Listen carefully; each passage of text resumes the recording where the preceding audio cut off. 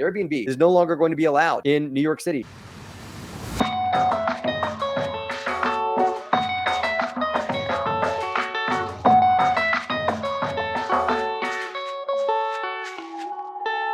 I've got some great current event stuff to talk to you guys about. Get in. First thing I want to talk to you guys about, and this is a real thing happening in the world, right? That Airbnb is it's like a bit of a tailspin, right? Not the company itself, but towns in the United States are becoming more and more vocal about Airbnb being in their city. And you hear about it in smaller towns. It's happened all over Florida, and you hear about it in larger cities and everything like that as well. But the largest city, New York City, just came up and said that New York City just made a statement that Airbnb is no longer going to be allowed in New York City. Guys, there are 40,000, not 400, not 4,000, not 40,000 Airbnb units in New York City right now. These are owners. These are real estate investors like you and me that are going to be affected by this. Although I don't own any Airbnbs in New York City, and if you do, I'm sorry to hear this. But what's happening is New York City is now banning Airbnbs, and they're actually going to be aggressive on this. They're not. I mean, I've seen other towns say Airbnbs are not allowed here, and you go on Airbnb, and there are Airbnbs listed in the town. The town ordinance says you can't do it, and people are doing it online anyway. But Airbnb, New York City's been very vocal that they're going to be out and policing the Airbnb site, not just hoping to catch people in the act or using it as a means to find somebody. If a tenant has a complaint about the Airbnb they stayed in, they can file it with the town and that kind of thing. That's not how they're going to do it. It's not a means to just kind of keep people in line. This is something they're actually going to police, and they've said this. They're going to go out and look on Airbnb and use Airbnb as a means to find people that are breaking their rule, and the fines are going to be heavy. And so this is by far a big push against. I do think that there are people that are not abiding by good standards. Let's say I've stayed in some really crummy Airbnbs myself. I'm sure you guys have too. And so Airbnb as a industry, or let's call it short-term rentals as an industry, still is a space that very, very much needs to be regulated. It needs to get reeled in. I've stayed in some really crummy ones for people that were just completely slapjacking it together. And yes, there needs to be more oversight and more regulations on Airbnbs and short-term rentals across the country. We need to start banning them and doing not in my backyards. I really hope not. I hope that doesn't happen, because I think that it is a good alternative. I have 2 young kids, and so when I go stay somewhere, I'd rather not stay in a hotel. It'd be much easier for me to stay in a 3-bedroom house. My kids can have a room. I can have a room. I have a little space to run around. If you want to bring my little dog with me or something like that, can't do any of those major things in a nice hotel.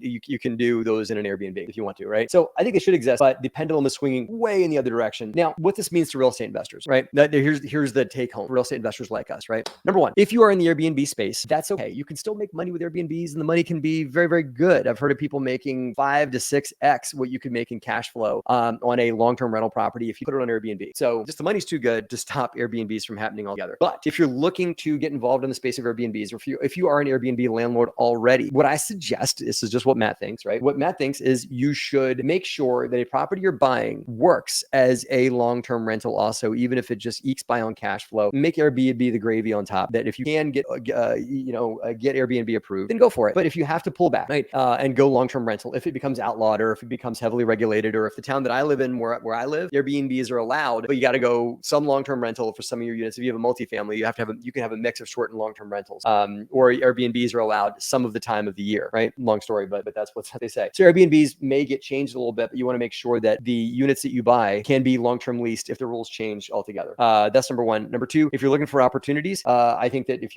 you look at Airbnbs as an industry, it's probably been overbought a lot, and a lot of people did not buy them with that backup plan that I just said. So if you want to be a real estate vulture, that's okay. You can make a lot of money doing that. Is finding someone that's under distress, that may be overbought, and seeing if you can find a way to make it work. Could involve a short sale, could involve foreclosure, could involve a lot of those kinds of things. But I think that long-term Airbnbs are going to correct for people that overbought. That the only way it works is with an aggressive Airbnb marketing campaign, and especially New York City or whatever that's outlawing these things. You're going to have a lot of people that are looking to turn their keys back over to a bank. So if you want to be in that space of looking for things that are coming on the market on foreclosures, or doing workout with owners, and maybe even doing something called a short sale, which was very common years ago, kind of fallen by the wayside, but I think it's going to come back in. And a short sale is just getting a bank to take less than what's owed on the property as a settlement, right? So all those things are really possible and are going to be coming into the market more and more. All that being said, guys, Airbnb is a company, and remember, they don't own the real estate. They're just a portal that allows people to market their properties that they do own. Airbnb is a company, made 2.5, I'll put my pinky next to my mouth, made $2.5 billion billion last quarter, right? In the second quarter of 2023, which is up 18%. So Airbnb as a company is not hurting. So this changes in New York City or changes in small towns across the United States has not affected Airbnb as a business. I think it will eventually, but I think that the fact that they made that much money, it just shows they've got a big war chest. They've got plenty of lawyers that they can throw at places, and they did try and lawyer up heavy in New York City to stop this, but they ended up losing.